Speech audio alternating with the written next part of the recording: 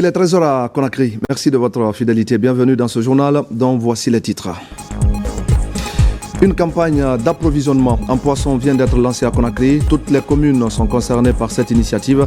L'objectif est de faciliter l'accès aux poissons en cette période de pénitence. Qualification de l'enseignement supérieur à Cancan. Près de 30 nouveaux docteurs et détenteurs de master dispensent désormais des cours. Les efforts des autorités pour faciliter les apprentissages et tenir la compétitivité, on va en parler dans ce journal. Religion, avec cette conférence islamique à Matoto Centre, c'est le secrétariat général des affaires religieuses qui porte cette action qui vise à vulgariser la pratique de l'islam et à prier pour notre pays.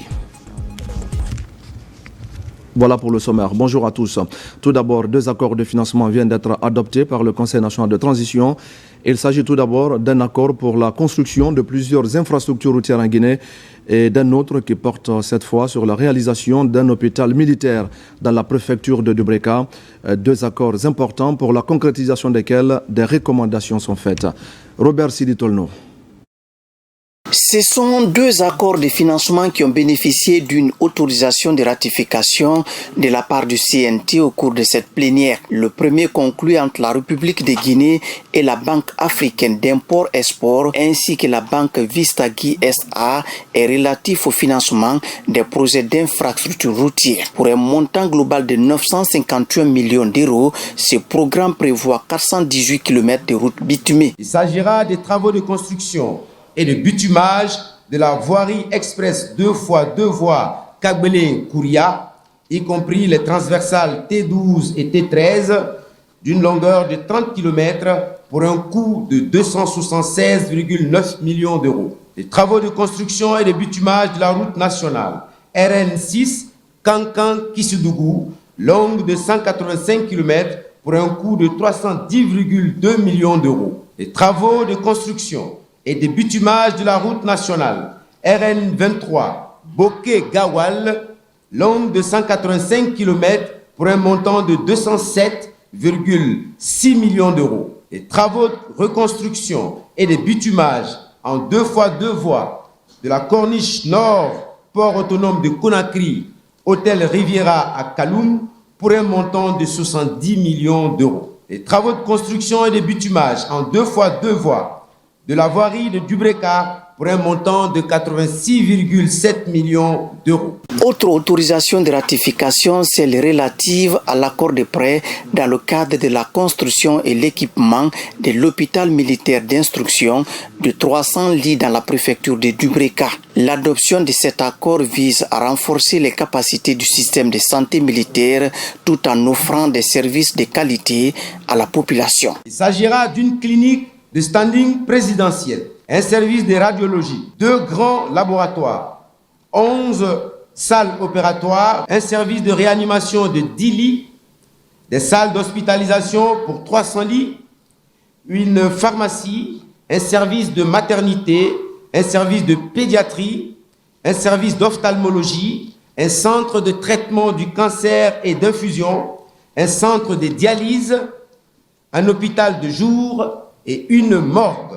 Avant d'autoriser la ratification de ces différents accords, le gouvernement, à travers les ministères de la Défense nationale et celui de l'économie et des finances, a annoncé les dispositions concrètes devant permettre la réalisation de ces accords sur le terrain. Dans une année, il y aura des experts, des médecins étrangers qui vont venir pour apprendre aux médecins militaires guinéens comment fonctionnent les appareils, les entraîner. Pendant ce temps-là, il faut former d'autres médecins. Il faut 661 médecins, infirmiers, sages-femmes et anesthésistes pour faire fonctionner cet hôpital. Ce projet incarne l'ambition d'une Guinée résolument tournée vers l'avenir. Il témoigne de notre engagement à côté du chef de l'État pour renforcer les paramètres et, je dis même, le socle du développement social et économique. En soutenant cette initiative, nous investissons non seulement dans la santé, mais aussi dans la sécurité et le développement humain de notre pays. Introduits en procédure d'urgence il y a quelques jours par le gouvernement, ces accords seront ratifiés très prochainement par le président de la République après leur adoption au CNT. Dans l'actualité encore, une mission de la Direction générale de l'Agence de recouvrement des avoirs saisis et confisqués vient de séjourner à Sigiri et à Mandiana, deux préfectures dans lesquelles l'équipe a voulu s'assurer de la présence sur place de plusieurs machines saisies dans le cadre de la lutte contre l'exploitation illégale de l'or, une exploitation avec comme conséquence la dégradation de l'environnement. Tcherno Younoussaba. La Direction générale de l'Agrasc est à nouveau à Sigiri et à Mandiana.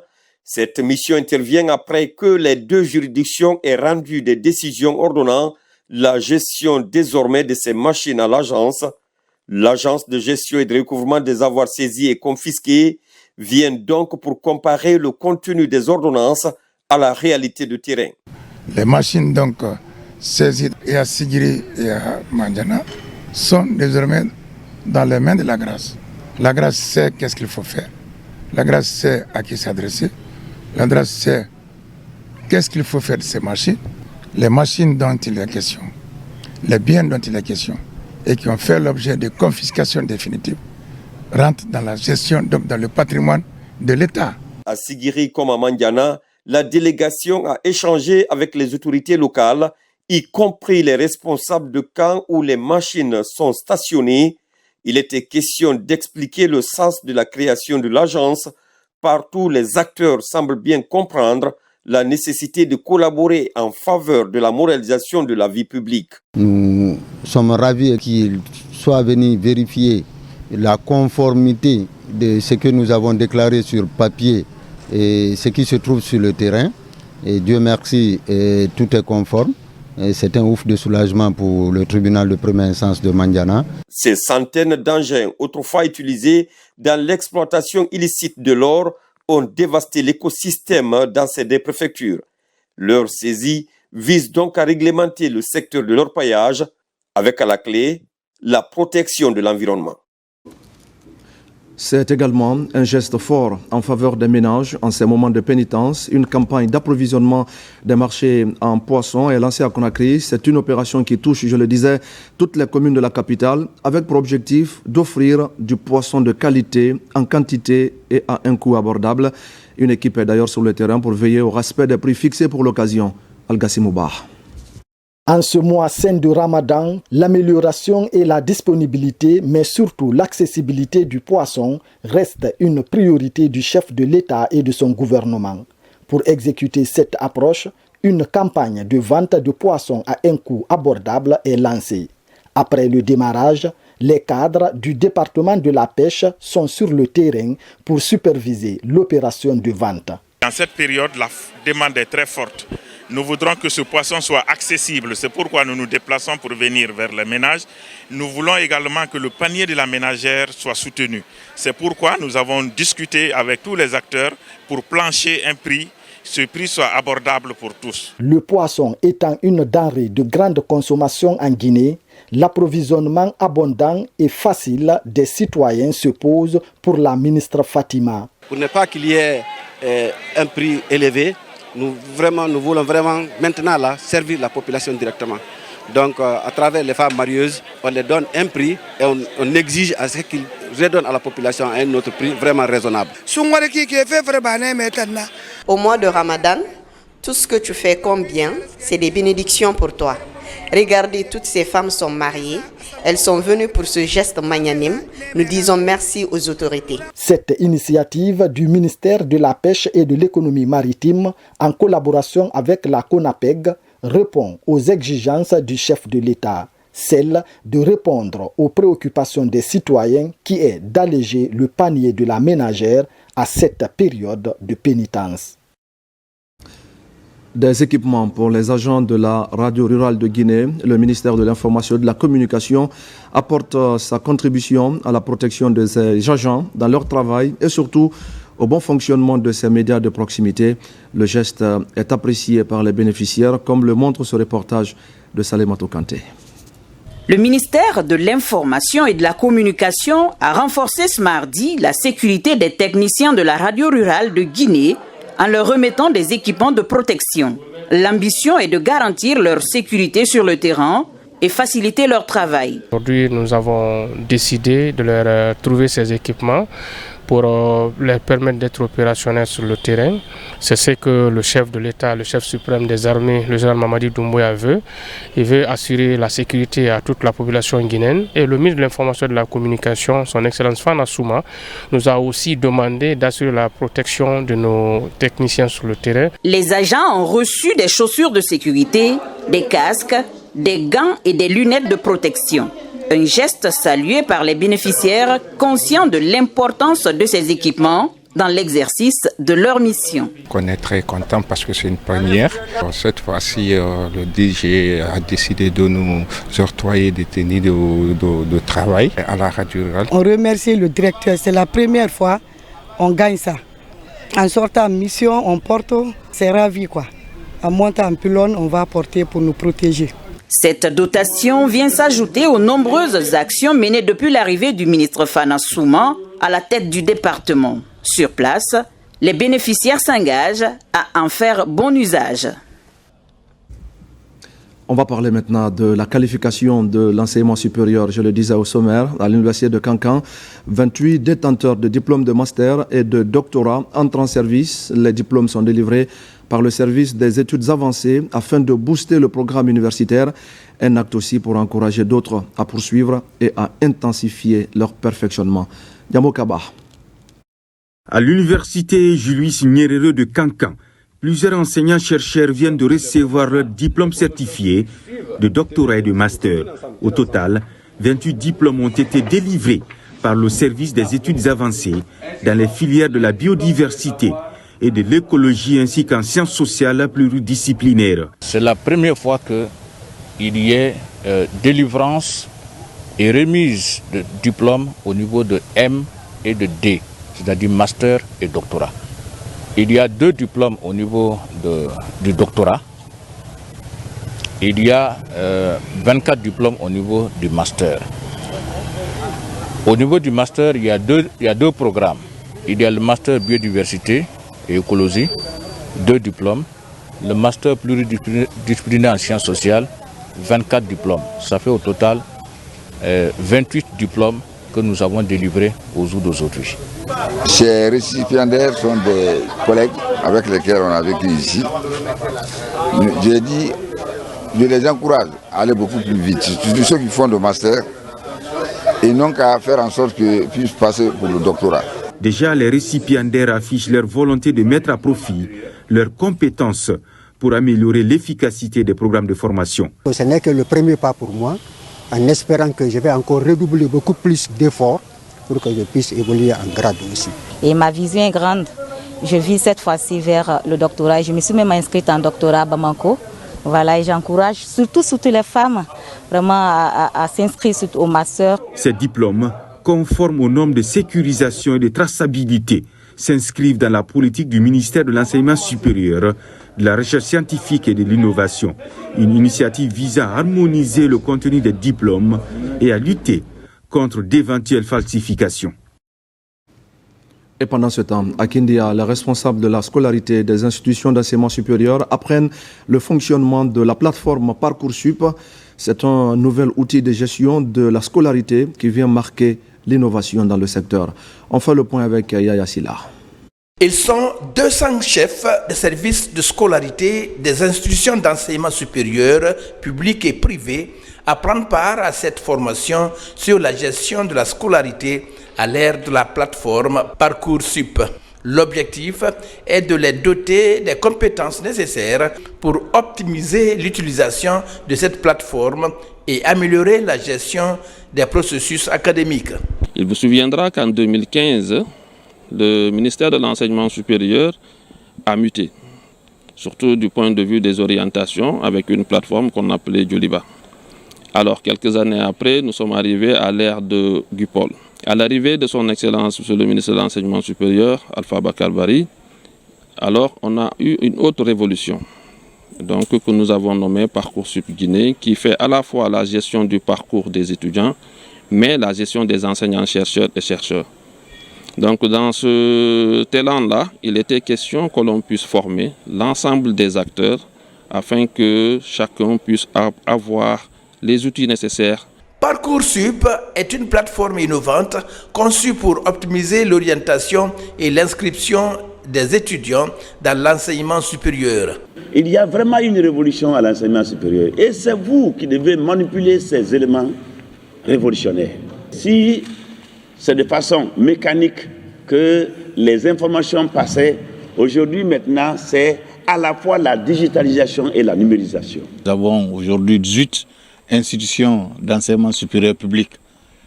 En prenant aussi en compte, c'est le même système aussi qui se trouve au niveau des institutions d'enseignement supérieur privé. Donc c'est vraiment une nécessité fondamentale. Surtout, nos universités ont connu beaucoup de mutations. Et il faudrait que ces textes soient en conformité avec le contexte actuel. La gestion des scolarités est essentielle pour le bon fonctionnement des institutions d'enseignement supérieur.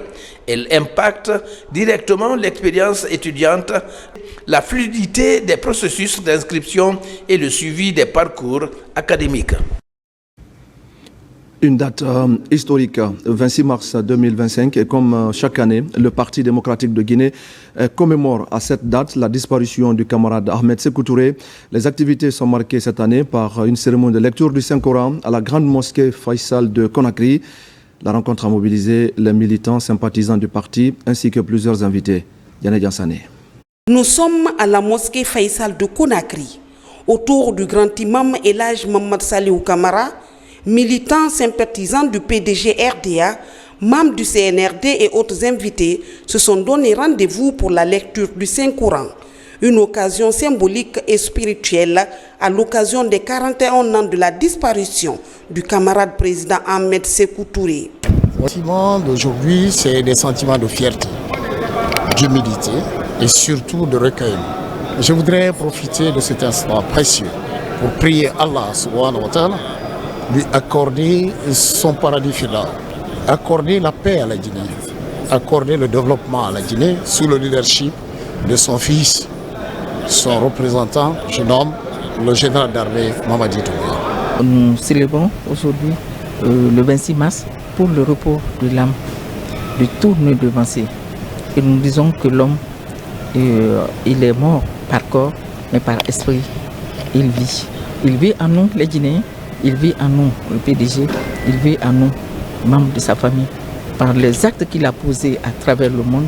La date anniversaire du rappel à Dieu du premier président de la République coïncide cette année avec le mois saint de Ramadan. Une autre occasion de louer la grâce divine pour le repos éternel de son âme ainsi que de tous ses compagnons. Le CNRD tous les jours s'est inspiré du passé pour construire l'avenir ensemble. Donc nous avons espoir qu'en s'inspirant du passé, on pourra avoir un avenir radieux avec des jeunes que vous êtes.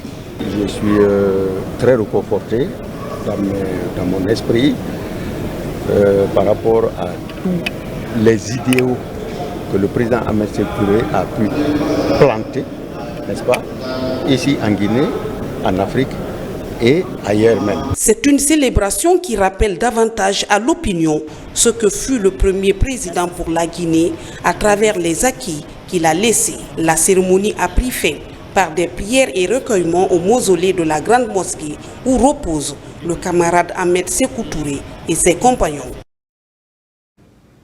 À Farana, où il est né, les populations prient également pour le premier président de la Guinée indépendante. Ici aussi sont organisées une cérémonie de lecture du Saint-Coran, des prières et bénédictions, ainsi qu'un grand sacrifice. D'intenses activités sur 2 jours portées par l'association des filles et fils ressortissants de Farana. Maïmouna Bella Diallo, Ibrahima Oulem Fofana et Silati Kourouma. Farana, la préfecture qui a vu naître le responsable suprême de la révolution, commémore le décès de l'homme de 1958. Ce rendez-vous est initié par l'association des fils ressortissants de Farana, dénommée Kantia. Hier, le 25 mars, le Saint-Coran est lu plusieurs fois. Aujourd'hui, le 26 mars, le Khatim Coran a couronné cette lecture du livre saint ici à la grande mosquée. Nous remercions le général Mamadi Doumbouya Il a pris le feu président Ahmed Sékou Touré comme son père. Farana lui doit la reconnaissance à cause de la rénovation de la Villa André. C'est la deuxième édition.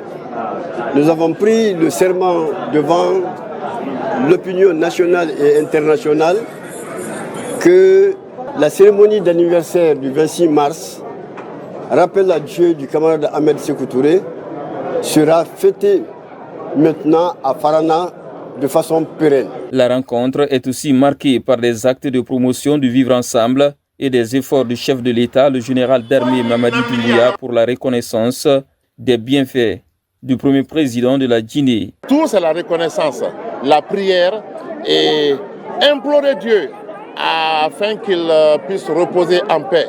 Après tout ce qu'il a fait pour l'Afrique, pour la Guinée et pour le monde entier. La nouvelle génération a s'imbiber réellement des principes de démocratie, de liberté, de dignité de cet homme, Ahmed Sékou Touré, paix à son âme. L'autre geste de Kantia au cœur de cette cérémonie commémorative est la dotation des bibliothèques en livres sur la vie de feu Ahmed Sékou Touré, mais aussi des albums photos sur les voyages du défunt président. Ce n'est pas leur première fois de nous doter en documents et en matériel. La preuve est là. Nous avons des photocopieuses ici qui nous ont envoyé des moteurs et nous prions que ça continue. Sans la bibliothèque, il n'y a pas de culture. La génération montante qui est là, ils ont besoin d'une formation pour que le pays soit bien dirigé. La même cérémonie s'est clôturée à la bibliothèque du lycée Gamal Abdel Nasser, qui a aussi reçu 50 livres sur la vie du responsable suprême de la Révolution. Le chargé d'affaires de l'ambassade de Côte d'Ivoire en Guinée a rendu une visite de fraternité et de courtoisie à l'ancienne première dame Adja André Touré, des moments solennels qui témoignent du panafricanisme partagé et défendu par les deux nations. Ali Badara Kondé. C'est une visite de courtoisie et de fraternité du chargé d'affaires de l'ambassade de la Côte d'Ivoire en Guinée chez l'ex-première dame Adja André Touré. Le diplomate ivoirien est revenu sur les relations séculaires qui ont toujours existé entre les deux pays depuis les indépendances. Nous avons senti comme un devoir de venir la saluer et de venir nous enquérir de son état de santé. Fouler le sol de cette résidence nous donne de pouvoir rendre hommage à Dame Adja Touré, mais également à feu le président Ahmed Sékou Touré, qui est une figure marquante du continent africain. Cette visite des diplomates ivoiriens en Guinée témoigne du panafricanisme que le président Ahmed Sékou Touré et Félix Houphouët-Boigny ont entretenu depuis belle lurette. Leur arrivée ici pour venir saluer Adja André Touré nous réjouit à plus d'un titre, parce que c'est la consolidation des liens fraternels qui a été basée par nos aînés, qu'eux, ils sont en train de suivre. Enfin, tous, nous sommes en train de suivre. Nous remercions Monsieur le chargé d'affaires et nous remercions le peuple ivoirien. À l'occasion du mois saint de Ramadan, temps de pénitence, de piété, de pardon, cette délégation a apporté quelques présents à l'ex-première dame, Adja André Touré. On termine ce journal par cette conférence islamique à la mosquée de Matoto Centre. Des débats autour du renforcement de la paix et de la cohésion sociale en Guinée. Les fidèles ont pour l'occasion lu le Saint-Coran pour les autorités et pour la réussite de toutes les initiatives qui concourent au développement de notre pays. Mohamed de Camara. La mosquée de Matoto Centre a accueilli des fidèles musulmans en ce mois béni de Ramadan pour une conférence islamique. Le thème de la rencontre portait sur le renforcement du vivre ensemble, la consolidation de la paix et l'unité entre tous les Guinéens. À la foulée de cette rencontre dédiée à la paix, le Coran a été aussi lu plusieurs fois. L'initiative est portée par le secrétariat communal des affaires religieuses de Matoto. On a profité tous les 5 samedis qui étaient dans ce mois de Saint-Ramadan pour faire notre devoir religieux. Parce que ce qu'on est en train de faire, c'est devoir religieux. Donc pour que, Inch'Allah, on puisse accompagner, c'est la manière d'accompagner notre président, le général Mamadi Doumbouya, pour qu'il puisse exercer ses pouvoirs dans la paix, dans l'unité, et Inch'Allah, pour que nous aussi, à notre tour, on puisse se connaître, on puisse renforcer notre relation. Les citoyens de la commune saluent l'initiative de ce double événement islamique en faveur de la paix et l'unité nationale entre tous les Guinéens.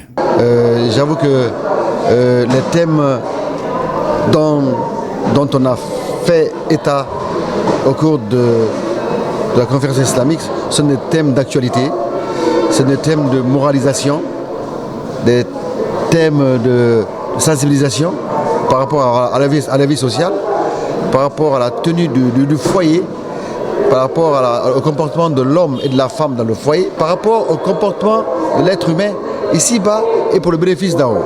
Depuis le début de ce mois de pénitence, le secrétariat communal des affaires religieuses de Matoto a mené plusieurs activités allant dans le sens de la consolidation de la foi religieuse et le renforcement du tissu social à Matoto et dans le reste du pays. Voilà, mesdames et messieurs, c'est la fin de ce journal. Merci à tous de l'avoir suivi. Je vous retrouve tout à l'heure à 17h pour un nouveau point sur l'actualité de la Guinée, notre paradis, terre de richesse et d'innovation. À tout à l'heure.